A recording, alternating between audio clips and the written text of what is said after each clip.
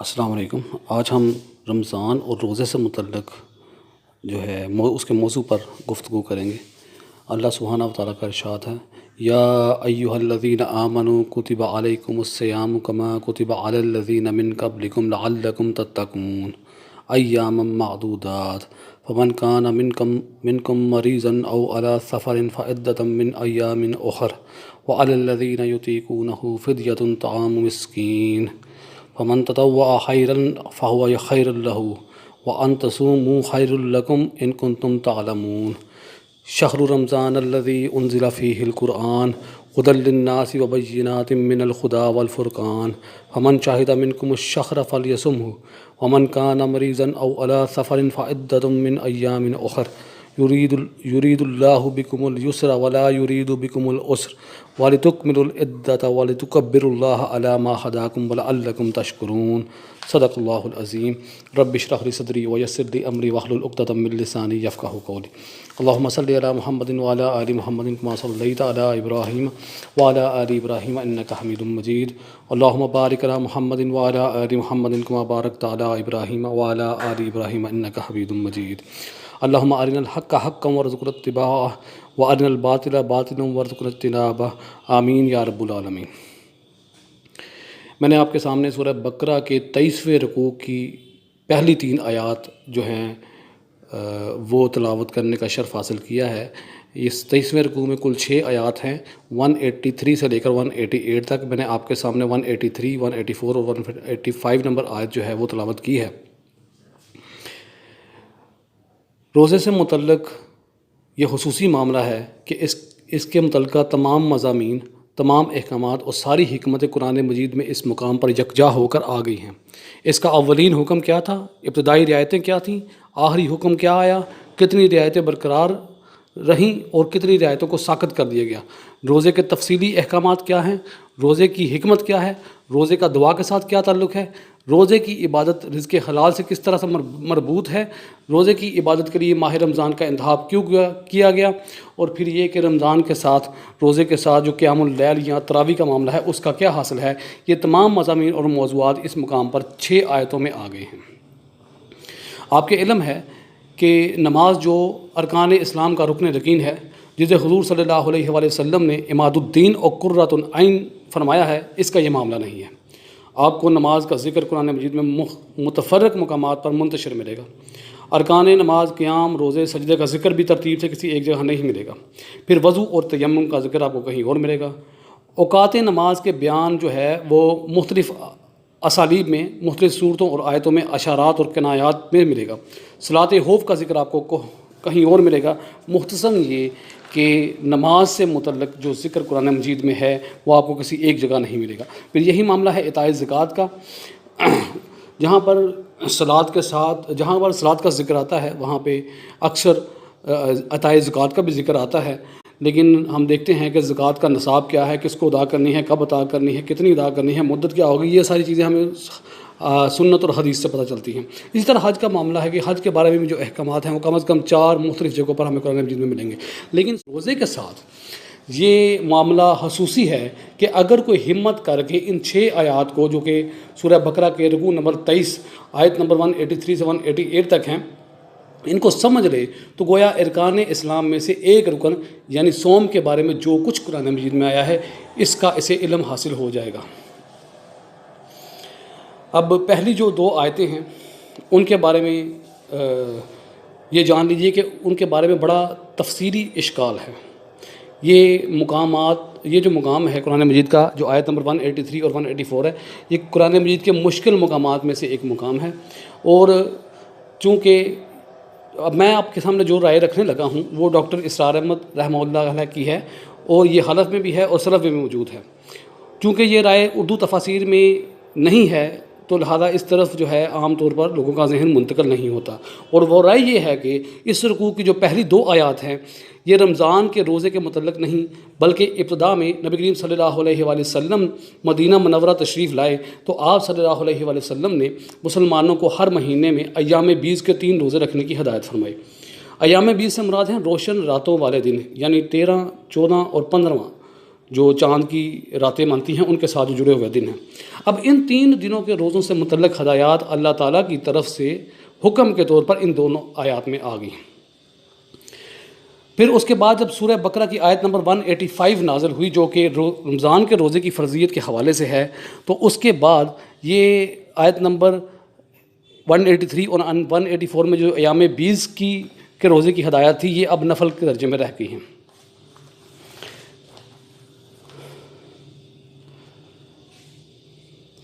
ہاں، جیسا کہ میں نے عرض کیا کہ ان آیات کا تعلق ماہ رمضان کے روزوں سے نہیں بلکہ ان 3 دنوں کے روزوں سے ہے جن کی ہدایات نبی کریم صلی اللہ علیہ وسلم نے دی تھی۔ تو اس کے ساتھ چند رعایتیں بھی رکھی گئی۔ ایک یہ کہ ان دنوں میں بیمار ہو تو کوئی اور 3 دن میں رکھ لو، اگر تم سفر پر ہو تو بعد میں اس کی قضا کر سکتے ہو۔ ایک رعایت مزید تھی اور اس کا تعلق ہے کہ اس سے ہے کہ لوگوں کو تدریجاً خوگر بنایا جائے روزے کا۔ چونکہ اہل عرب روزے سے واقف نہیں تھے، وہ صوم کی عبادت نہیں جانتے تھے، حضرت ابراہیم علیہ السلام کی طرف منسوب کر کے وہ جن روایات کی پابندی کرتے تھے، وہ جسے جن حنیفی کہتے تھے، اس میں روزہ نہیں تھا۔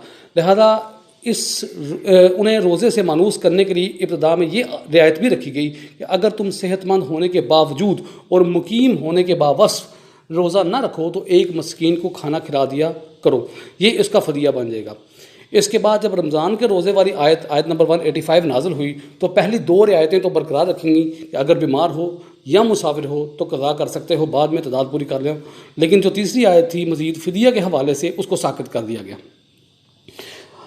صوم کا مفہوم کیا ہے اس کو بھی سمجھ لیجئے۔ عربوں کے یہاں صوم اور صیام کے لفظ کا اطلاق اور مفہوم کیا تھا، وہ اس سے کیا مراد دیتے تھے؟ عرب خود تو روزہ رکھتے نہیں تھے، البتہ اپنے گھوڑوں کو روزہ رکھواتے تھے۔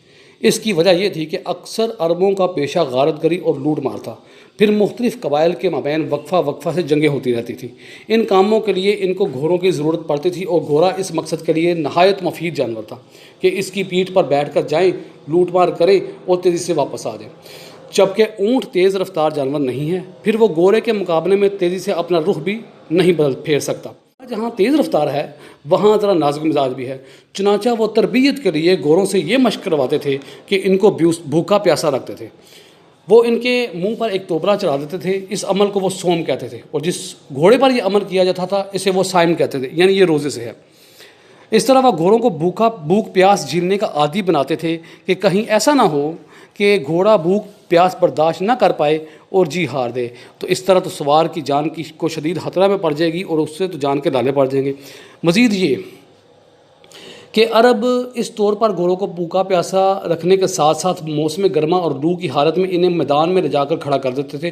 وہ اپنی حفاظت کے لیے تو اپنے سروں اور جسم وغیرہ پر کپڑا وغیرہ لپیٹ لیتے تھے، لیکن ان کی پیٹھوں پر سوار رہتے تھے اور ان گھوڑوں کا منہ سیدھا لو اور باد سرسر کے تھپیروں کی طرف رکھتے تھے تاکہ ان کے اندر بھوک پیاس کے ساتھ ساتھ ان لو کے تھپیروں کو برداشت کرنے کی عادت پڑ جائے اور کسی ڈاکے کی مہم یا قبائلی جنگ کے موقع پر گھوڑا سوار کے قابو میں رہے اور بھوک پیاس یا باد سرسر کے تھپیروں کو برداشت کر کے سوار کی مرضی کے مطابق مطلوبہ رخ برقرار رکھے اور اس سے منہ نہ پھیرے۔ تو عرب اپنے گھوڑوں کو بھوکا پیاسا رکھ کر جو مشقت کرواتے تھے اور جس پر وہ صوم کا اطلاق یعنی روزے کا اطلاق کرتے تھے، اس مشقت کے متعلق گویا اب اللہ سبحانہ وتعالیٰ نے فرمایا کہ اپنے گھوڑے کو جو تم روزہ رکھواتے ہو وہ تم خود بھی رکھو، تم پر بھی یہ فرض کر دیا گیا ہے۔ یا ایھا الذین آمنوا کتب علیکم الصیام، اے ایمان والو تم پر روزے رکھنا فرض کیا گیا ہے۔ آگے فرمایا کما کتب علی الذین من قبلکم، تم سے پہلے جو امتیں تھیں جیسے ان پر روزہ فرض کیا گیا تھا ویسے ہی تم پر بھی فرض کیا گیا ہے۔ چونکہ عرب لوگ روزے کے عادی نہیں تھے تو پہلی بات سمجھانے کے انداز میں فرمائی گئی کہ یہ تمہارے لیے کوئی نیا حکم، کوئی نئی مشقت نہیں ہے، بلکہ یہ حکم پہلی امتوں کو بھی مل چکا ہے۔ دوسری بات یہ سمجھائی گئی کہ تمہیں اس مشقت اور تکلیف میں ڈال کر اللہ سبحانہ وتعالیٰ کا کوئی مسرت حاصل نہیں ہوتی، معاذ اللہ ثم معاذ اللہ، اس میں تمہارے لیے مصلحت ہے، اور وہ کیا ہے؟ لعلکم تتقون، تاکہ تمہارے اندر تقوی پیدا ہو جائے۔ تقوی کسے کہتے ہیں؟ تقوی کے معنی ہے بچنا۔ قرآن مجید کے احکامات کو توڑنے سے بتایا، یعنی اللہ تعالیٰ کے احکامات کو توڑنے سے بچنا، حرام سے بچنا، معصیت سے بچنا، یہ ہے تقوی۔ آپ کو معلوم ہے کہ ہمارے نفس کے بہت سے تقاضے ہیں، مثلا پیٹ کھانے کو مانگتا ہے، فرض کیجئے کوئی حلال چیز کھانے کو نہیں ہے، تو اگر مسلمان اس بھوک کے ہاتھوں مجبور ہو جائے تو وہ حرام میں منہ مار بیٹھے گا۔ لہذا اس میں یہ عادت ڈالی جائے کہ آخری حد تک بھوک پر قابو پانے میں کامیاب رہے۔ اسی طرح پیاس کو کنٹرول کرے، شہوت کو کنٹرول میں رکھے، ساتھ ہی نفس کی ان خواہشات پر قابو پانے کی مشق حاصل ہو جو دین کے منافی ہے۔ لہذا طلوع فجر سے غروب آفتاب تک کھانے پینے اور تعلق زن و شو سے کنارہ کش ہونے کی جو مشق کرائی جاتی ہے، اس کا مقصد ہے ضبط نفس، تاکہ ایک بندہ مومن اپنے نفس کے منہ زور گھوڑے کے تقاضوں پر قابو پانے اور کنٹرول کرنے کی مشق ہو جائے اور عادت پیدا ہو جائے۔ آپ جانتے ہیں کہ ہمارے یہاں پاکستان میں مئی سے جولائی تک اکثر و بیشتر علاقوں میں شدید گرمی پڑتی ہے۔ ایسے موسم میں پیاس سے حلق میں جو کانٹے چبھتے ہیں، اس کا عملی تجربہ خاص طور پر روزہ رکھنے کے بعد ہوتا ہے۔ چاہے آپ کے سامنے بہترین مشروبات موجود ہوں، اگر آپ روزے سے ہیں تو ان کو پی نہیں، کہ اللہ تعالیٰ نے اجازت نہیں دی۔ کھانے کی مرغوب چیزیں موجود ہیں لیکن بھوک کے باوجود کھا نہیں سکتے، اس لیے کہ اللہ کا حکم نہیں ہے۔ اسی طرح سے بیوی موجود ہے، دن میں اپنی جائز ضرورت کو پورا کیا جا سکتا ہے لیکن نہیں کرتے، کیوں؟ اس لیے کہ اللہ تعالیٰ نے ممانعت کر رکھی ہے۔ اب ذرا سوچئے کہ ایک مقررہ وقت سے لے کر دوسرے مقررہ وقت تک آپ اللہ تعالیٰ کی حلال کردہ چیزیں پورے 30 دن اس لیے نہیں استعمال کر رہے کہ اللہ تعالیٰ نے اجازت نہیں دی، تو اس سے آپ کے اندر ایک مضبوط قوت ارادی کے ساتھ یہ استعداد، یہ صلاحیت پیدا ہونی چاہیے کہ بقیہ 11 مہینوں میں بھی تقویٰ کی روش پر مستقیم رہیں۔ لہٰذا پورے رمضان کے جو روزے ہیں وہ دراصل تقویٰ کی مشق ہے۔ صوم کی فرضیت کے ساتھ یہ جو لعلکم تتقون ایک چھوٹا سا فقرہ ہے، لیکن غور و فکر کیا جائے تو یہ 2 لفظی جملہ بڑا ہی پیارا، نہایت عجیب اور بڑی جامعیت کا حامل ہے۔ اس کے اندر روزے کی ساری ظاہری، باطنی، انفرادی اور اجتماعی فضیلتیں آ گئی ہیں، اور یہ بات روزے روشن کی طرح عیاں ہے کہ روزے کا مقصود حصول تقویٰ ہے، اور بالخصوص نفس کا تقویٰ، یعنی اللہ کی محبت کے شوق اور اللہ کی نافرمانی کی سزا کے خوف سے اللہ تعالیٰ کے احکامات کو توڑنے سے بچنا، اور اس پر مستقیم رہنے کے لیے اپنے نفس سے امارہ کو قابو میں رکھنے کی تربیت اور ٹریننگ حاصل کرنا۔ اس کو دین میں ہم کہیں گے جامع اصطلاح میں تزکیہ۔ اب بات کو سمجھانے کے لیے اگر دور جدید کے مشہور ماہر نفسیات فرائیڈ کی اصطلاحات استعمال کروں تو وہ اپنی اڈ یا لبیڈو کو کنٹرول میں رکھنے کی مشق۔ فرائیڈ کہتا ہے کہ انسانی شخصیت کی 3 سطحیں ہیں۔ سب سے نچلی سطح کے لیے وہ اڈ یا لبیڈو کی اصطلاح استعمال کرتا ہے، یعنی شہوانی، نفسانی اور حیوانی تقاضے۔ دوسرے نمبر پہ آتی ہے ایگو، جسے ہم کہیں گے میں، انانیت، یا اقبال نے جسے کہا خودی۔ درجے پہ ہے سپر ایگو، یعنی انائے کبیر، اس سے مراد ہے اعلیٰ اخلاقی اقدار۔ اگر خودی کمزور ہے تو گویا انسان اپنے حیوانی نفس کے تابع ہے، اور اگر خودی مضبوط ہے تو یہ ضبط نفس کا کام کرے گی۔ اس کی بہترین مثال یہ ہے کہ اگر آپ گھوڑے پر سوار ہیں اور باغی کمزور ہیں تو گھوڑا آپ پر حاوی ہے، وہ جب چاہے گا آپ کو پٹخ دے گا یا آپ کو اپنی مرضی سے جدھر چاہے گا لے جائے گا، اور اگر آپ قوی ہیں اور گھوڑے پر قابو یافتہ ہیں تو یہ گھوڑا آپ کا مطیع ہے، آپ جدھر جانا چاہیں گے وہ آپ کو لے کر جائے گا۔ یہی معاملہ ہے ہماری خودی اور ہمارے نفس کا۔ خودی کمزور ہوگی تو نفس کے بس میں آ جائے، حکم دے گا، وہ جو چاہے گا حکم دے گا اور پورا کرائے گا، گویا ہم اس کے تابع ہیں اور اس کے سامنے ہاتھ جوڑے کھڑے ہیں۔ اور اگر خودی مضبوط ہو، انا مضبوط ہو اور نفس پر قابو یافتہ ہے تو یہ انسان کے لیے نیکیاں، بھلائیاں اور خیر کمانے کا ذریعہ بن جاتا ہے۔ اب یہاں پہ ایک اور بات کا اضافہ کر لیجئے کہ غیبت، جھوٹ، فحش باتیں، بد زبانی اور دل آزاری وغیرہ قسم کے جو گناہ ہیں، ان سے بچنے کی قرآن و حدیث میں بڑی تاکید آئی ہے، لیکن حدیث شریف میں خاص طور پر روزے کی حالت میں ان گناہوں سے بچنے کی مزید تاکید آئی ہے کہ اگر روزے دار نے ان گناہوں سے اجتناب نہیں کیا تو اس روزے سے فاقے اور محض رت جگہ کے سوا اس کے ہاتھ کچھ نہیں آتا۔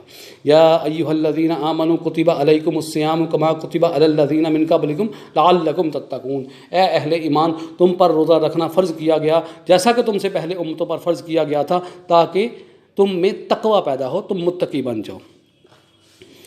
اب جو اگلی آیت ہے وہ گویا یوں سمجھیے کہ اسی کا ضمیمہ ہے، اسی کی تشریح ہے۔ فرمایا ایام معدودات، سمجھانے کے انداز میں فرمایا گھبراتے کیوں ہوں، گنتی کے چند دن ہی تو ہیں۔ یہ جو لفظ معدودات آیا ہے تو اس وزن پر جمع قلت آتی ہے، اور جمع قلت کا اطلاق 9 سے کم پر ہوتا ہے۔ اس سے یہ بھی دلیل ملتی ہے کہ یقیناً ایام بیز کے 3 روزوں سے متعلق ابتدائی حکم ہے۔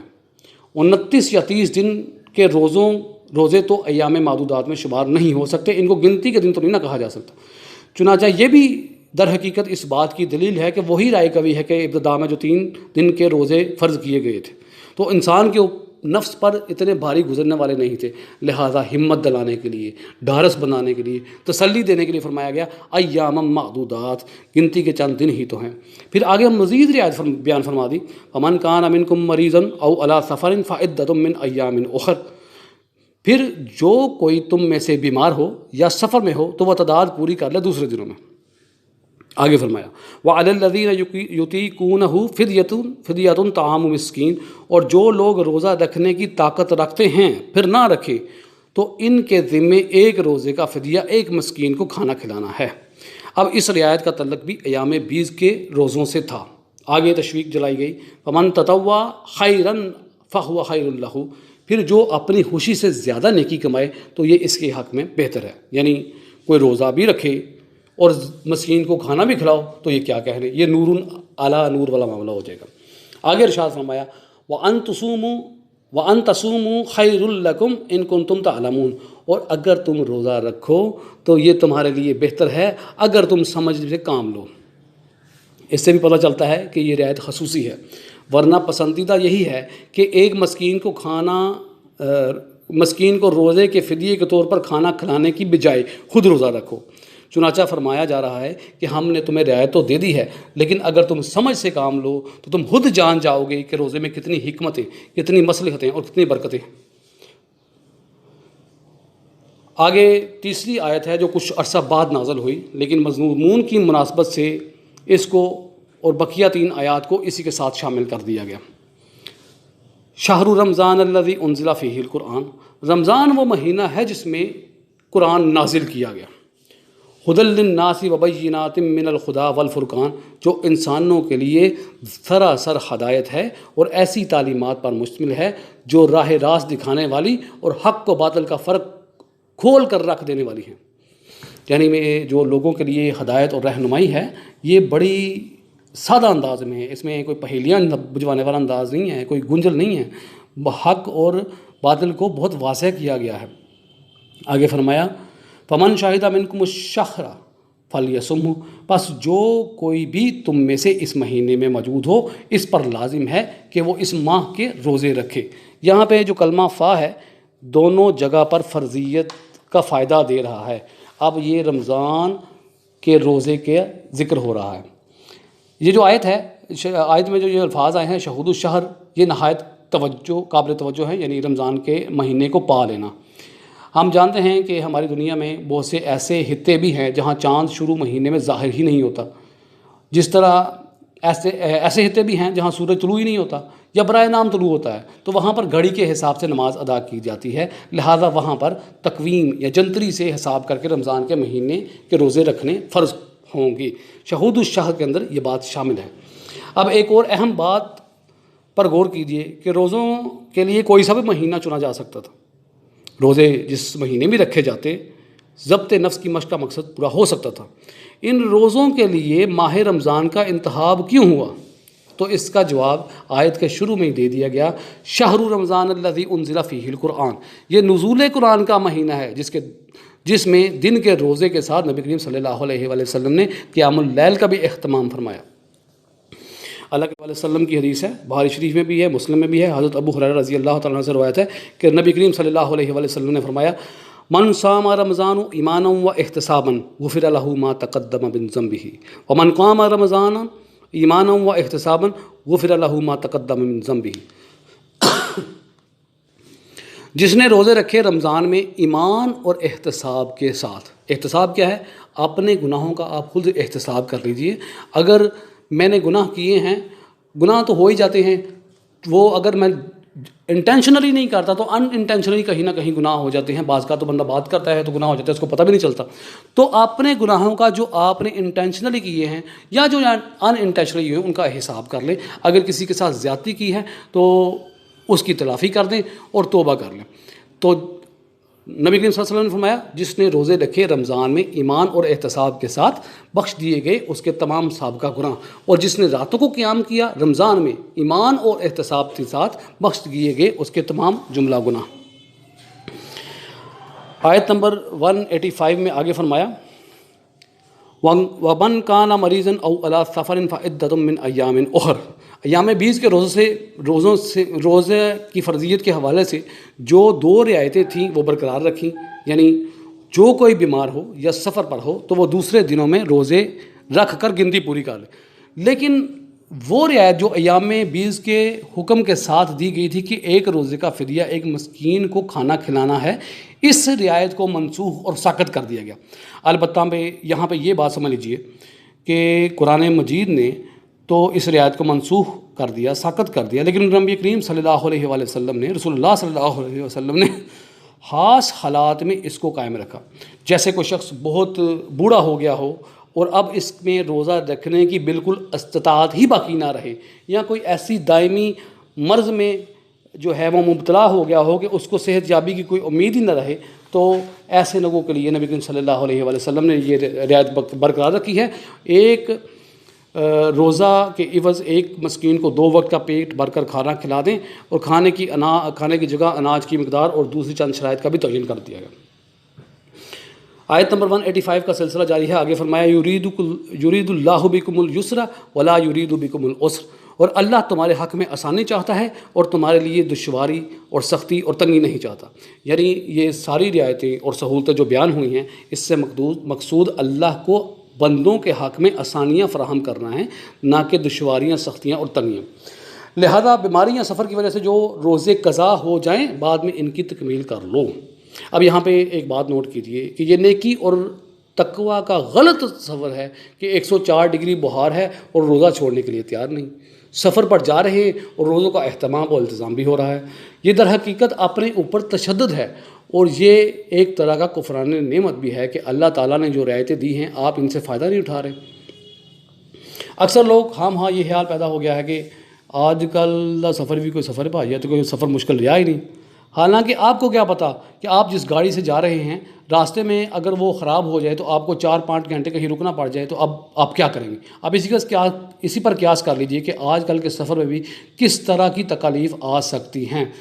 اور اگر اللہ تعالیٰ نے رعایت دی ہے تو کسی کو اس سے استفادہ کرنے کو ہرگز گھٹیا بات نہیں سمجھنا چاہیے، بلکہ اس کے لیے نبی کریم صلی اللہ علیہ وآلہ وسلم نے فرمایا، متفق علیہ حدیث ہے، حضرت انس بن مالک رضی اللہ تعالیٰ عنہ سے روایت ہے، لوگوں کے لیے آسانیاں پیدا کرو اور سختی اور تنگی پیدا نہ کرو. نبی کریم صلی اللہ علیہ وسلم فرمایا. ایک اور حدیث نسائی شریف میں آئی ہے، حضرت ابی مالک الاشری رضی اللہ تعالیٰ نے روایت کی ہے کہ نبی صلی اللہ علیہ وسلم نے فرمایا سفر میں روزہ رکھنا نیکی کی بات نہیں ہے. اب یہاں پہ آیت نمبر 185 میں آگے فرمایا وَلِتُكْمِلُوا الْعِدَّةَ. یہ رعایتیں ہیں لیکن چھوٹ نہیں ہے، یہ اس لیے رکھی گئی ہیں تاکہ بعد میں تم تعداد پوری کر لو. بہرحال تعداد پوری کرنی پڑے گی، یہ نہیں ہے کہ آپ فدیہ دے کر روزہ رکھنے سے بچ جائیں گے. یہاں امر کا سوا ہے. وَلِتُكْمِلُوا الْعِدَّةَ، یہاں پہ جو لام ہے یہ لام تاکید ہے، یہ لام لازم ہے کہ بعد میں تعداد پوری کرو.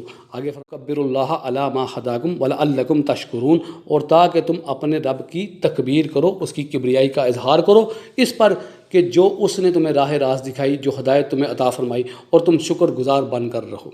اب یہاں پہ ایک بات نوٹ کیجیے، یہ آیت نمبر 185 میں اندر الفاظ آئے ہیں ہدل للناس، کہ قرآن مجید جو ہے وہ ہدایت ہے تمام انسانوں کے لیے.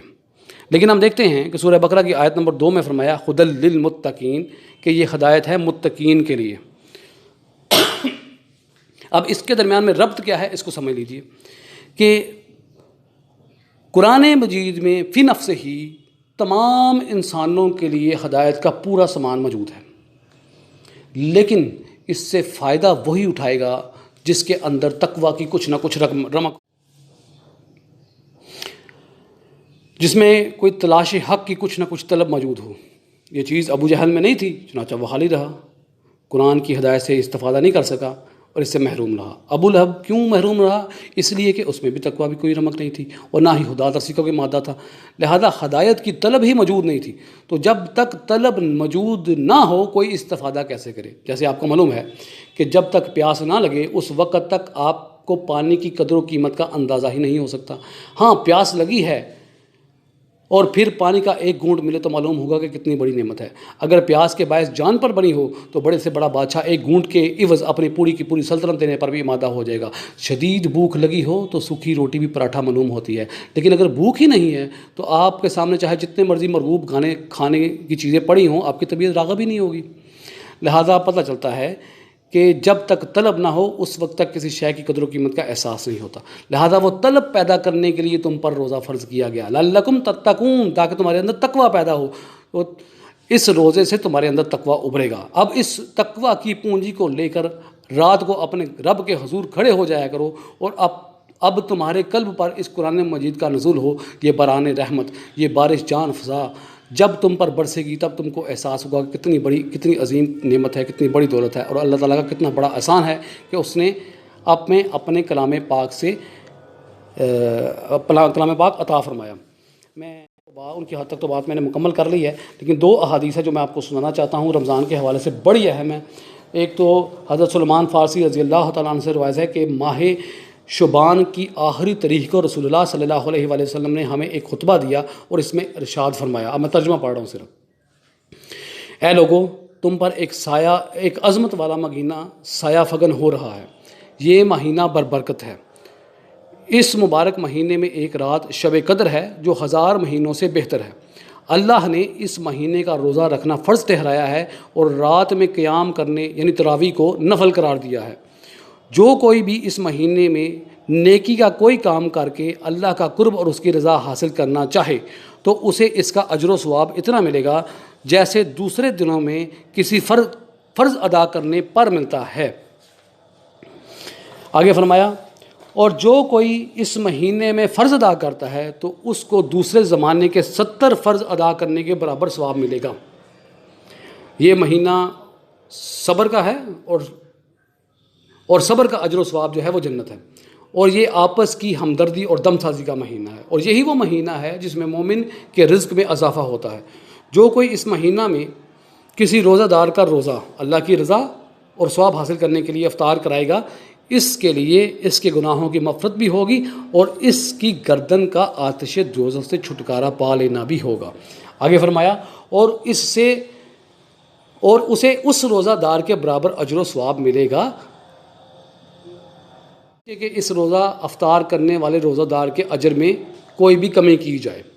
ہم نے عرض کیا، وہاں پہ جو صحابہ کرام تھے رضی اللہ تعالیٰ عنہم، انہوں نے عرض کیا، اے اللہ کے رسول صلی اللہ علیہ وآلہ وسلم، ہم میں سے ہر ایک تو روزہ دار کا روزہ افطار کرانے کی استطاعت نہیں رکھتا۔ کہنے کا مطلب یہ تھا کہ کیا ہم اس اجر و ثواب سے محروم ہو جائیں گے؟ تو حضرت سلمان فارسی بیان کرتے ہیں آگے رضی اللہ تعالیٰ عنہ کہ نبی کریم صلی اللہ علیہ وآلہ وسلم نے ارشاد فرمایا، اس میں جواب میں ارشاد فرمایا، یہ ثواب اللہ تعالیٰ اس شخص کو بھی عطا فرمائے گا جو دودھ کی تھوڑی سی لسی پر یا صرف پانی کے ایک گھونٹ پر ہی کسی روزہ دار کا روزہ افطار کرائے گا۔ اور جو کوئی کسی روزہ دار کو پیٹ بھر کر کھانا کھلائے گا، اللہ تعالیٰ میرے حوض سے یعنی حوض کوثر سے اسے ایسا سیراب فرمائے گا کہ میدان حشر کے مرحلہ سے لے کر بقیہ تمام مراحل میں اس کو پیاس ہی نہیں لگے گی تاآن کہ وہ جنت میں داخل ہو جائے گا۔ اور یہ وہ مہینہ ہے جس کا ابتدائی حصہ یعنی پہلا عشرہ اللہ کی رحمت کا ظہور ہے، اور اس کا درمیانی حصہ یعنی دوسرا عشرہ مغفرت خداوندی کا مظہر ہے، اور اس کا تیسرا حصہ آخری حصہ یعنی تیسرا عشرہ تو گردنوں کو آتش دوزخ سے چھڑا لینے کی بشارت اور نوید سے مامور ہے۔